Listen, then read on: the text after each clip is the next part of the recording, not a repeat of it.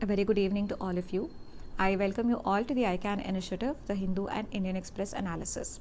Now let's start the day with the topics of the day. Today we'll be covering Mondays, that is today's newspaper, and Saturday's newspaper.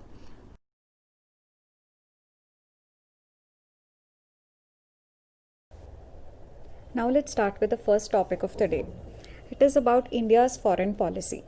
Now, India's foreign policy is a part of your international relations syllabus under your GS paper 2.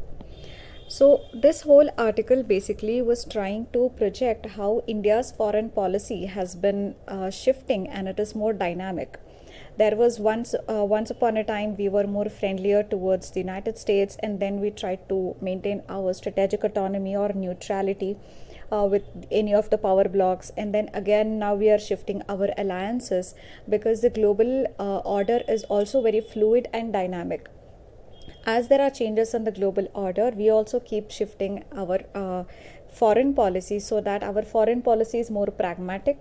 It is neither extremely neutral, that we are not aligning with any of the countries based on our interests, but again it is also not aligned completely towards one country, so that we have good friendly relations with multiple countries. So now let's analyze India's foreign policy with respect to how India's relations with the United States has evolved. And recently, India also signed the Basic Exchange Information with the United States, which was the last of the foundational agreements in relation to defense that was signed between India and US. So, in this regard, what are all the pros and cons of signing this agreement, which comes out as a measure that India is becoming more and more friendly towards United States? So, first of all, let's understand the cons of this particular relation between India and US, how India has been moving closer and closer and has been embracing United States. First is the security. Now, definitely signing of the BECA agreement is going to help us exchange sensitive geospatial information, and even the previous foundational agreements that have been signed will help better cooperation and interoperability between the armed forces of India and United States. So this is going to help in the security. But however, what many of the people who have been opposing this agreement point out is that it is going to lead to a dilution of the security of India, because now we will have to be exchanging information with the United States. So that is kind of compromising the security of India itself. So this is one line of argument, that we have to be exchanging various defense and military related sensitive information with the United States, which could compromise the security aspect. Similarly, now we will also have a reduced independence in our military matters, because this again we will have to be sharing with the United States, and then what is feasible, what is not. So therefore, the independence in relation to our military matters is also going to reduce. This is the second cons. The third is the strategic autonomy. Now, strategic autonomy has always India has always followed that it is not going to stick to any of the power blocks. Rather, it is going to have enjoy strategic autonomy. Strategic autonomy means that it is going to take all the important strategic decisions on its own, based on its own enlightened national interest, but not on the dictates of any other third country. So this is what strategic autonomy is, where India is able to take independent decisions based on its own national interest, and not the terms of the decision being dictated by any other country. But now India moving closer and closer to the United States. So this is kind of, we are moving towards one block in a world that will see the emergence of again a bipolar world between United States on the one hand and China on the other. So in such case, our US embrace is going to dilute our strategic autonomy. In the future, our decisions may have to have some we may start considering whether how this decision will be taken by the United States. So to that extent, our strategic autonomy also will get diluted. And fourth is definitely, this measure comes out as a measure that is we are moving closer to United States because we want to confront China. We want to limit the expansion of China in the Asian region. So India is again trying to increase its collaboration with the United States in defense and military aspects particularly, because of the current defense related issues that are going on between India and China. So China will definitely see this signing of agreement as a measure between India and US as anti-China, because both the countries are interested in controlling the expansion of China. So this will clearly come out as a measure which is anti-China, and because China will perceive this as anti-China, India will have to be prepared to see much more aggressive China, because China knows that India is becoming friendly to United States to counter China. So therefore, in turn, China may start doing something which can be very aggressive, and India will have to be prepared to see that face of China. So these are the various cons about India signing the BECA agreement with the United States in particular, but in general, these are the cons of more friendlier India-US relations. So you may have a question that India's recent policy has been such that India is moving more closer to United States. So what are the repercussions of India's more friendlier relations with the United States? So in such cases, you can list these cons. But however, what are the pros? One more thing is that this Russia factor has to come in the cons. It means that when India and United States are becoming more friendlier, definitely India-Russia ties are going to be affected. So because earlier United States and USSR were the two power blocks, so now definitely if India and USA more friendlier relations are there, then that is going to have a negative impact on India and Russia relations. Now after 2014, the relations between India and Russia have not been that great, though the leaders of both the countries have been meeting up frequently, and they have been talking about various issues, but that bonhomie or that partnership or that collaboration between both the countries is not existing. So India-Russia relations has already suffered because of India coming closer to United States. So with the signing of this agreement and India moving further closer towards United States, India-Russia relations are definitely going to suffer. Now in this regard, when in fact India started becoming close to United States, Russia started becoming close to China. So Russia had its own compulsions related to trade and economy that brought Russia more closer to China. So now Russia and China are better and stronger friends compared to India and Russia. So this is what we call a strategic congruence. Strategic congruence is a very important keyword that you can use in your answers. So there is a strategic congruence between China and Russia. So strategic congruence means that there is similarity of interests when we talk of strategic matters between Russia and China. So that is the reason why these two countries have become more stronger friends than India and Russia. So this agreement with the United States and India's friendly relations with US is also going to impact the India-Russia ties. Russia is going to move further closer towards China, as they also have more strategic congruence between them. So these are the various cons or limitations of India's friendly relations with US. But however, this also has several pros.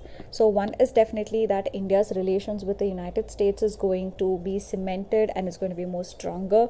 Second is we will be able to counter China also, because this agreement, particularly on the defense related agreements, is also going to help us in technology transfers and more defense collaborations, more joint exercises and all that. So that is definitely going to help India learn more, and also it will help us in countering China better. The third pros is that India's policy has always been very pragmatic. Now look at the situation that's going on in the world, where there is very aggressive rise of China, and its aggressive posturing is very much visible in the world. So in such a backdrop, it's important for India to collaborate with like-minded countries who are also concerned similarly about the aggressive rise of China. So US becomes a very natural ally for India in such a case, because both India and US are concerned about the aggressive rise of China. So that is why this policy of India to move towards United States and to have stronger relations with United States can be said to be just pragmatic, because India will have to change its policies depending upon the global realities. So today the global order is such that China is an emerging power. It is aggressively expanding its influence across the globe. So, in such a situation, it's only pragmatic for India to establish relations and make it more stronger with countries who are similarly bothered about China's aggressive rise. So, therefore, India's policy is only pragmatic, and we cannot say that it amounts to dilution of strategic autonomy, because this is what is realpolitik, and depending upon the situations in the world, it is right for India to cement its ties with US so that it will be able to counter China. That is, India's policy is just pragmatic. So these are the pros with respect to India-US relations. So now let's move on to the next topic. The next topic we'll be discussing is about terrorism and secularism. So this is about the attacks that have happened in Paris, in France, basically. So if you're talking about secularism in this respect, then it is a part of your GS1 syllabus, or if you're talking about security threat and terrorism, it's a part of your GS3 syllabus. So basically, first of all, we must know what the recent news was. So first of all, it was in Paris where Samuel Paty, who is a middle school teacher, was beheaded by some people, and later on there was a knife attack in Nice, which is again in France. So this led to the killing of 3 people. So first was the Paris, where Samuel Paty, who was the middle school teacher, was beheaded, and then there was a knife attack in Nice. So this is the recent news. So this has led to a lot of talk about terrorism on the one hand and secularism on the other. So those who have done these attacks, they have done it previously also since 2012, when a satirical magazine named as Charlie Hebdo decided to republish the cartoons of Prophet Muhammad. So since then, France has been at the receiving end of Islamist terrorism, and it has been facing several terrorist attacks.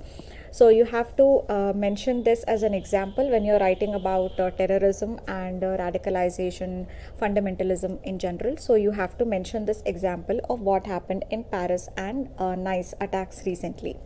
The second is the issue of radicalization. For example, the Nice attack was done by a person. The one person has been caught.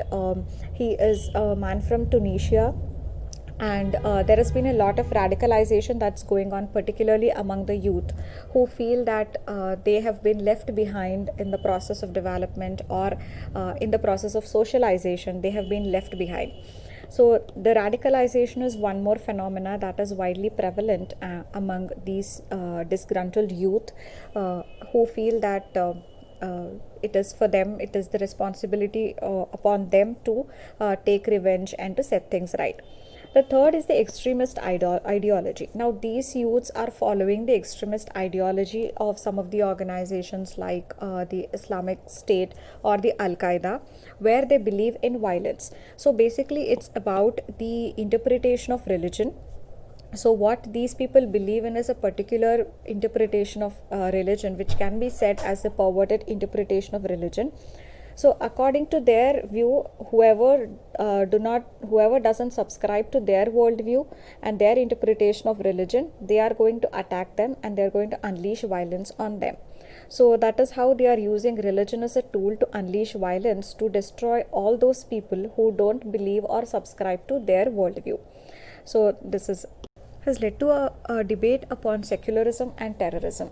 So France, we know, is a birthplace of these secular ideologies, and France has been the first country which spoke about liberty, equality, fraternity, which has also maintained secular principles, where there is a strict separation between this people and the church, or religion and church and the state. So there is a complete separation in France. So France has a very strong secular credentials, where all the freedom is given to the people to follow their own religious practices, and state doesn't interfere with them. But however, in this case, in the case of France, it is also said by a few that it is the secular policies of France that has led to these kinds of attacks. For example, in 2011, France has banned or France made it illegal for people to hide their faces in public.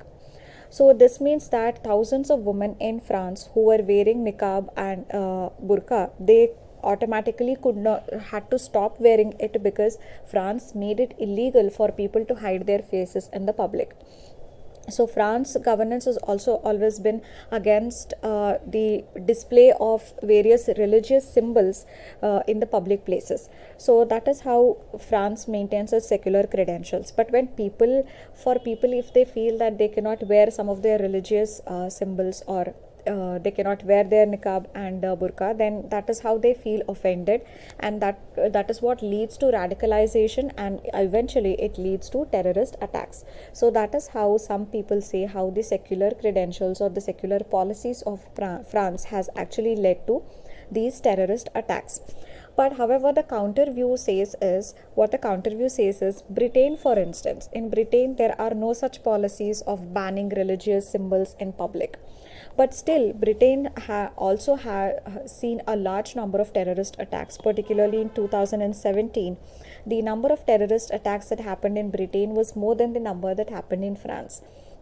So that is why some people say that the terror attacks that are happening are nothing to do with the secular credentials of a place or the secular policies of the country, because Britain was not banning the display of any religious elements or symbols, but still it was at the receiving end of a lot of terrorist attacks in 2017. So this is about basically you have to mention this as an example when you are talking about terrorism.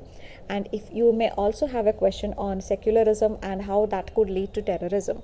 In fact, one question was already asked in the previous year's UPSC papers about the secularism, how it is different in India's secularism with the secularism in France. In France, there is a strict separation between the state and the church, but in India, the state can interfere to manage the affairs and to see that these things don't happen. So this example you can give when you're also talking about terrorism in your GS paper 3, and about radicalization and the prevalence of extremist ideology and Islamist fundamentalism and terrorism. You have to give this example. This article also says that secularism in France is based on 3 important principles. So in your answers you can use this triangle form of a representation, and you can just quote what are the 3 essential principles of secularism on which the France's concept is based. One is the freedom of conscience for the people. Second is equality in law for all the religious beliefs and for all the spiritual beliefs. There is equality in law.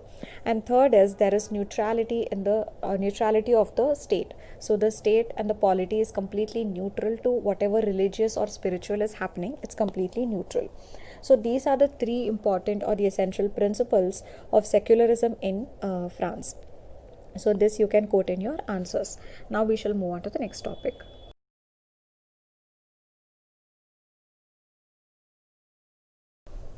The next topic is about urbanization or flood management. So previously in ICANN we have already discussed about the recent floods that have happened in Hyderabad and the extent of damage to life and property that the flood has caused. So this particular topic can come under 2 sections. One is about the urbanization and the concept which is flawed, and how we need to urbanize our cities more sustainably so that such disasters don't strike our urban areas. So it can be a question that is asked under your topic of urbanization in your GS paper 1, about the occurrence of urban floods in many urban areas in the recent times. Second, because flood in the urban areas has actually turned out to be disastrous for the urban areas. This can also come under your topic of floods and disasters in your GS paper 3, where you may have a specific question about the floods that are happening in urban areas or the urban floods. So in this whole editorial, it is talking about the spawned cities. So apart from making our cities smart, that is smart cities, we also need to make spawned cities which are capable of managing the floods that occur in the recently in the urban areas. So let's have a look at the reasons which caused the recent Hyderabad floods. So first is the excessive rainfall that Hyderabad received. In fact, in 2020 October, October received the highest amount of rainfall that Hyderabad has ever received in the month of October in a century. So therefore, excessive rainfall itself was the first cause of the occurrence of flood. Second is a drainage system. So this was constructed somewhere in the beginning of the 1900s. So the drainage system was very old and obsolete. There were a lot of leakages and repair works that was needed, so this whole system was not revamped. So the drainage system itself was such that it was not able to properly take in the water and discharge water. The third issue is the development. In the last 20 years, Hyderabad has grown more than 4 times its size. So that is a level of development that is taking place in Hyderabad for in this case and in generally about these metropolitan areas, urban areas. So that is a level of development that's taking place. The pace at which the urbanization is happening is very, very high, and this is leading to a lot of green spaces which could have absorbed a lot of water. They are actually now yielding to making of various apartments and other luxuries and other amenities available to the public. The last issue is about the wetlands. So Hyderabad had a lot of lakes and wetlands. All of these was encroached upon by the government as well as the private players like land developers. So these these wetlands were actually the cushions which could absorb the excess amount of water during such excessive rainfall. But now these wetlands have been lost, and they have been converted into concrete grounds because of the excessive development that is happening in these urban areas. So these were the overall causes that actually led to the devastating floods in the urban areas. Now we have to see is what is a way forward. So as I said, this whole article was about the spawn cities. So how we need to make our spawn cities in order to tackle these floods. But before that, before we decide to make spawn city, we need to have citizen participation, because they will be better able to tell what are the hurdles that they face, and they will also be able to come out with various innovative ideas about how the floods can be managed. So citizen participation should be done at the outset, which will require taking all the stakeholders, all the citizens, civil society organizations and NGOs into a dialogue, and a dialogue with them will be very fruitful in this whole thing. So then comes the concept of spawn cities. As the name itself suggests, spawn cities are those cities which will be absorbing a lot of water, and because of their capacity to absorb a lot of water, it won't lead to devastating floods. So for this, what are all the things that need to be done? First is, when we talk of spawn cities, it means that these cities must be able to absorb as much of water as they can. So when the absorption happens, this water will also be stored somewhere. So storage is going to happen, and as this water that is due to excessive rainfall, the water is falling, but then you have created such sponges in the cities that it is getting absorbed into this and it is stored in these storage systems. Now once it is stored in the storage, the water, it is going to be there, and you can extract it from the storage as per the demand. So whenever there is demand, you can extract it. So this way the excessive rainfall is also not going to go waste in the runoff, but rather it is going to be saved for future use, and through wells you can extract this water in the future. The next thing is, when these there are spaces or there are sponges, there are low-lying areas into which water is getting collected, we can have interconnected waterways or channels. Now these interconnected waterways will also maintain the level of the water, because they are all interconnected, and that can also help the city have interconnected waterways to have to have boats within the cities, like we see in many of the European countries, to travel. So these things will also help us to manage the excessive rainfall that happens during the monsoon. Now for developing the spawn cities, again we will have to integrate the various schemes that are already launched by the government. For example, Amrut is there. Amrut is nothing but Atal Mission for Rejuvenation and Urban Transformation. Similarly, we have Hriday, which is the National Heritage City Development and Augmentation Yojana. We have the Smart Cities Mission. So all of these schemes by the government will have to be used so that we can create such infrastructure which enables the city to become spawn city. So now these were the other things that were given in this article as to how we can make a particular city a spawn city. First of all, we must have a wetland policy. So as we already discussed how the wetlands are faster disappearing because of the excessive pace of urbanization, we need to have a wetland policy whereby the wetlands existing are going to be protected, and we also create new such cushions for water absorption. We need to have this wetland policy. Second is the watershed management. Now, wherever there are watersheds in a particular city, they need to be managed depending upon the natural borders of the watershed. Usually what happens is we tend to manage things based on the political or the governance boundaries, like for example an election ward. So the management of these watersheds should not be based on political boundaries like an election ward. Rather, it should be based on the natural boundaries of watershed, and that as a whole needs to be managed. So this has to be done. Again, all of this requires participation from the citizens, and their involvement is going to make these ideas and these steps much more fruitful. Next is a collaboration. Now, collaboration is very important because when we talk of flood management or water management in the cities, it is not completely within any one particular authority. We have the Metropolitan Development Authorities, we have the National Disaster Management Authority, we have various agencies created at the state level, we have the municipal corporation or the municipal commission that is there, we have the irrigation department at the district level, which is going to look into the matters of irrigation. So all of these different agencies will have to collaborate for this unified purpose. Only then we can ensure that they don't work at cross purposes, or at least they pull up all the data, they pull up all the ideas, and they work towards one goal. So this collaboration is again very important. The next important thing to be done is to ban terrain alteration. Now, for various landscaping issues and other things, many of the private developers end up flattening the terrain, so thereby they alter the terrain a lot. Now, this is going to change the way the water is going to flow during these excessive rainfall, and it is going to lead to concentration of water in few of the low-lying areas. So immediately we have to ban any terrain alteration by these private developers. So this is one important thing. Next is the use of technology and various porous materials.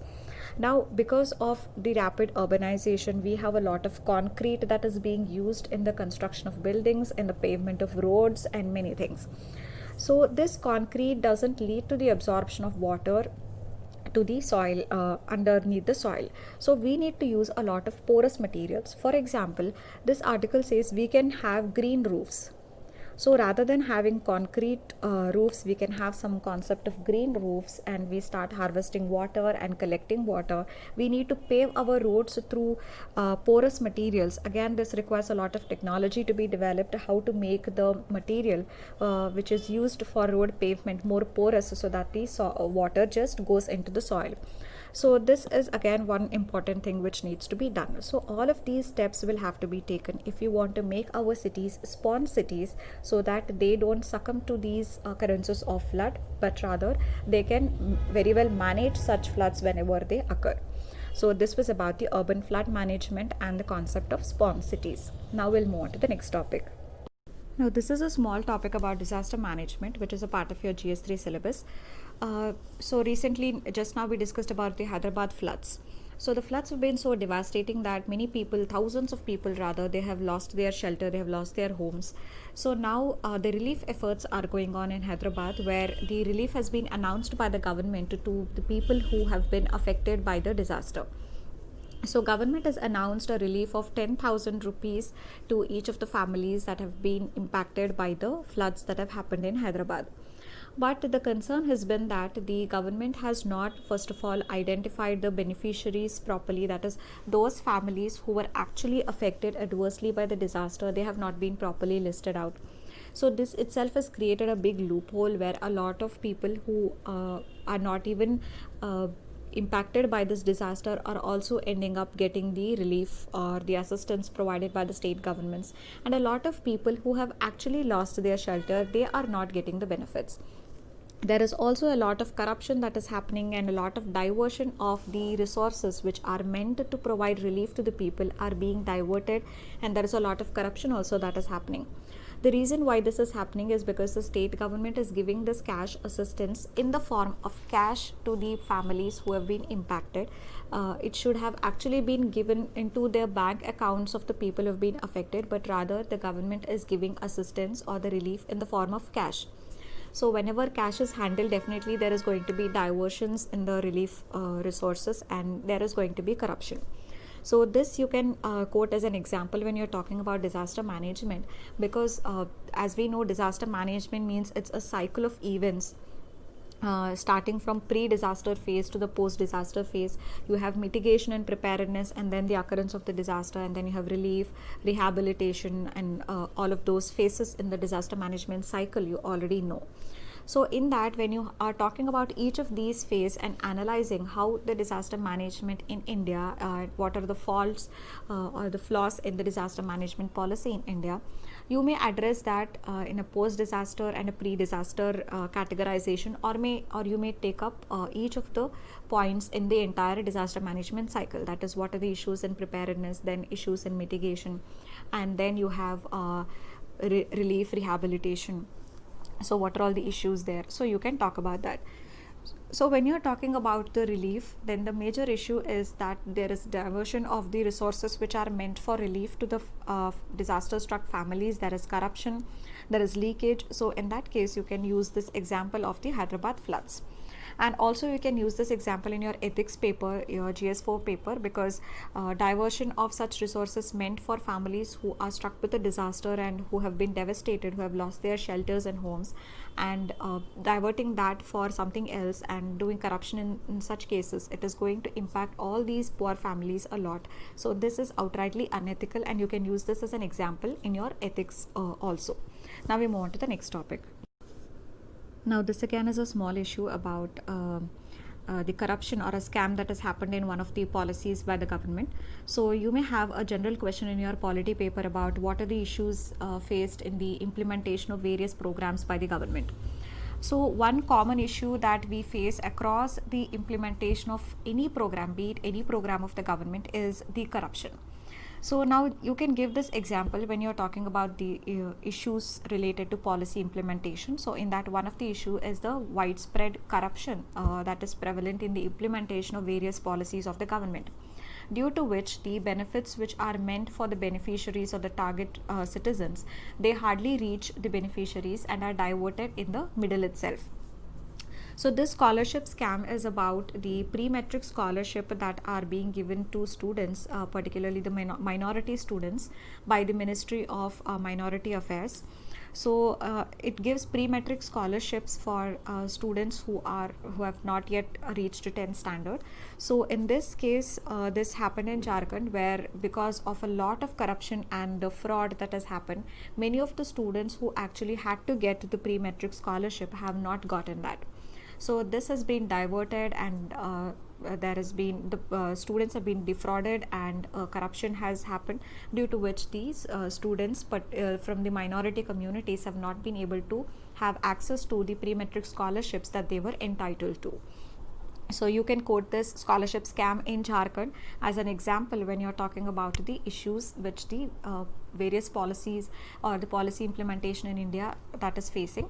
So in that case, one example or one issue is the corruption, the prevalence of corruption, which is so deep rooted. So in that case, you can give the example of the scholarship scam. Now we move on to the next topic.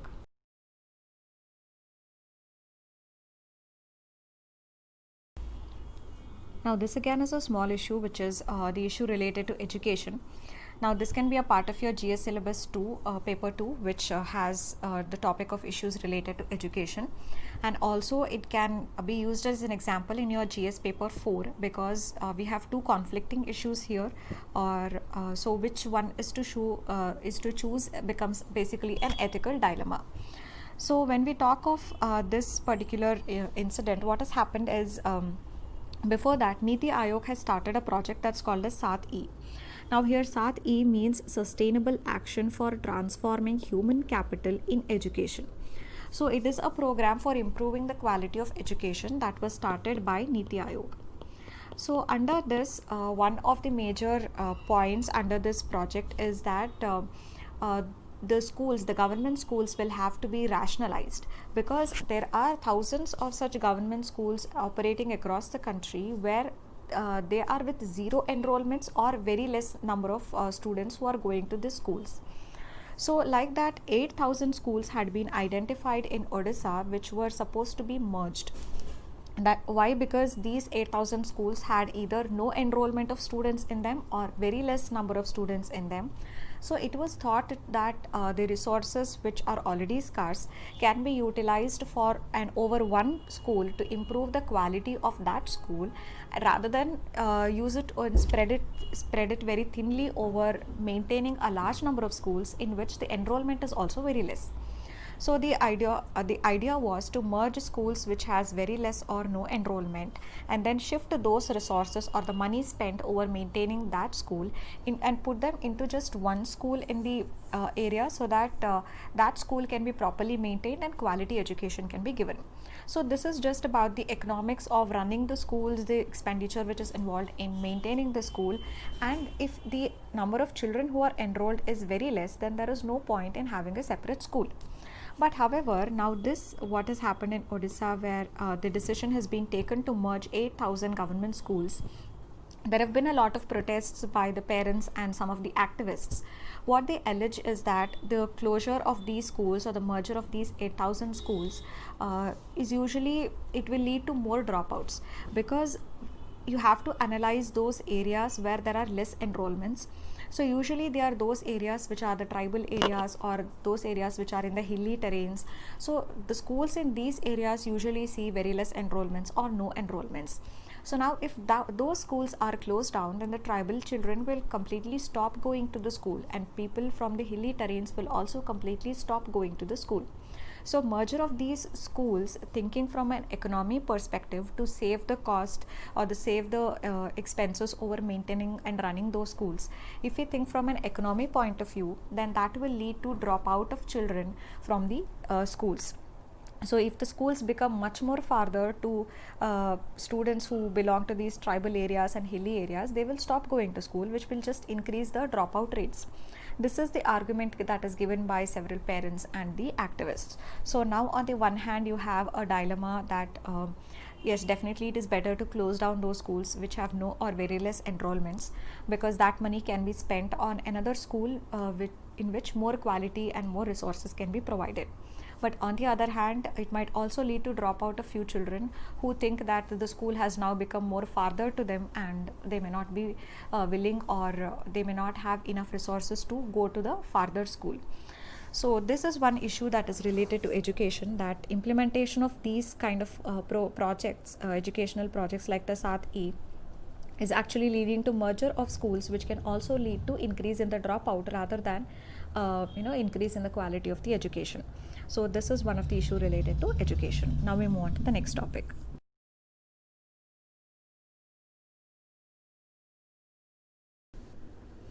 Last week we took up the question about the RT, right to education, and the issues related to its implementation. It was a rather straightforward question about RT and the various issues. So when we talk of issues, again, you're already learning how to categorize the issues. You can also categorize it in terms of the stakeholders. That is, what are the issues from the point of view of the children or the parents, the issues from the point of view of the private educational institutions, and issues from the point of view of the government, or what is the shortcomings from the government side. So like this, you can take a stakeholder approach so that you don't miss out on any of the important stakeholders and you cover all the points. You don't miss out any dimension. So you can think of the stakeholders to ensure that you are covering all the dimensions. And also it was a pretty straightforward answer. I have not been able to read many of the answers in the comment section, but it was a pretty straightforward answer. I'm sure you will be doing it, you can handle it. And also today, what we just now discussed about the closure of schools in Odisha, it is also an issue related to right to education. So because when the closure of school happens, then the schools will not be at the distance which the RTE has mandated has to be provided to children. So it is a violation of the RTE, Right to Education Act. So you can quote this as an example when you're talking about these issues related to implementation of the RTE. So you can quote this as an example and say that such violations keep happening because government itself proposes the closure of such schools thinking from the economical perspective, but then it doesn't think much from the perspective of the child who has to go farther to reach the school, which he or she may not do that. So this again is an issue related to right to education, and you can mention this as a case study. So the question that we take up for today is, what is terrorism and what measures should be taken to end it? It's a 10 marker question for 150 words, and I think this is the first time that we are taking up anything on terrorism, so do attempt this because this dimension a question we have not previously taken, so this is very important. Do write as many of you as possible, do write the answer to this. And we have one more topic remaining today, which is about the privatization of Air India and the recent changes that the government has brought about in its plan or the proposal. So because we've already discussed a lot today, and tomorrow we'll be discussing just one day's newspaper, we may not find many issues, so I'll be discussing that privatization of Air India issue tomorrow. So these were the other articles that were important. That's it for today. Thank you.